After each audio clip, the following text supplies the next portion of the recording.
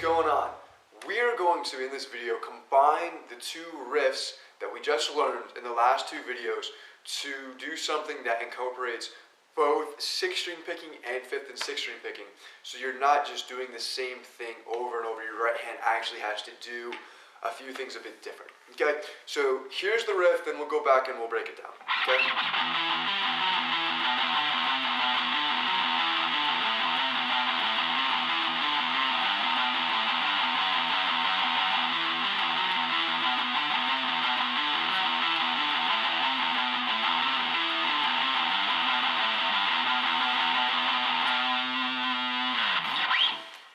So what we did here is, if you watch the last two videos, we used the exact same licks that we just used. However, we combined them and we switched back and forth between them. And this is something that you can do a lot of times. It's really cool to create songs. Is you can take two licks that you like that are in the same key. And actually, they don't always have to be in the same key, but you can take two licks that you like and try to combine them to get a third lick that takes all of the good parts and makes it into one thing.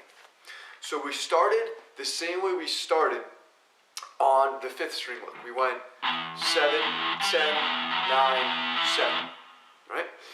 Then we went down and started the same way we started on the 6th string. We went 7, 10, 8, 7. So 7, 10, 9, 7, 7, 10, 8, 7, right? And again, now your right hand isn't just doing this, and it's not just doing this. It's or something like that. I don't know if that was the exact amount of strokes, but you guys get the point, right? So from there, all we do is we simply move down one position and do the one from the 5th string and the one from the 6th string, right? So now you have 5, 9, 7, 5, 5, 8, 7, 5.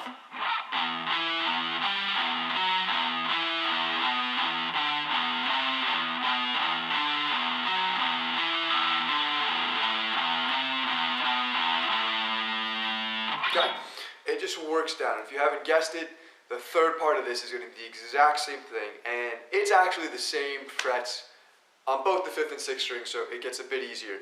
It goes 3, 7, 5, 3, 3, 7, 5, 3. Okay? So the whole thing, done slowly, goes like this.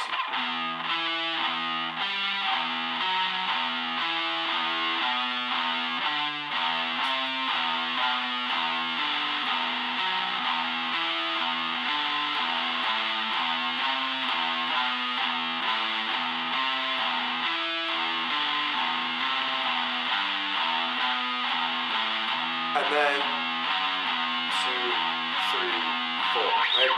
You just add in the 4 notes on the 2nd fret and the 4 notes on the 7th fret, okay? And again, you can watch the last two videos for those, okay? But when you play them, you're gonna stick to the 6th string when you're doing it, okay? So that's the lick. This should take a bit more time to go over. And if nothing else, for one reason, is that you're not using the same frets when you move down your strings, right? You're using 7, 10, 9, 7, 7, 10, 8, 7, right? So instead of using the 9th fret here, you use the 8th fret, right? Then when you go down, obviously, it's the same, thing, but just different, as you go down. So you have to think a bit more about what your left hand is doing. But as you do this, and this is an important step going forward, because most riffs are not only on one string. They hop back and forth between 1 to 2 to 3 different strings as you go on. So being able to pick with your right hand while not looking at the string that you're picking at is very important, right? If you watch guitarists when they play, they really don't watch their right hand that much, right? It's all watching their left hands. And the reason for that is because your left hand moves and it slides and there's a lot of area to cover, right? If you kind of can rest your hand somewhere on your guitar, right, so you always have the same starting focal point, then, right, there's really not too many places you can go. So you can really start to get muscle memory with your right hand, so you don't have to focus on it as much. Okay?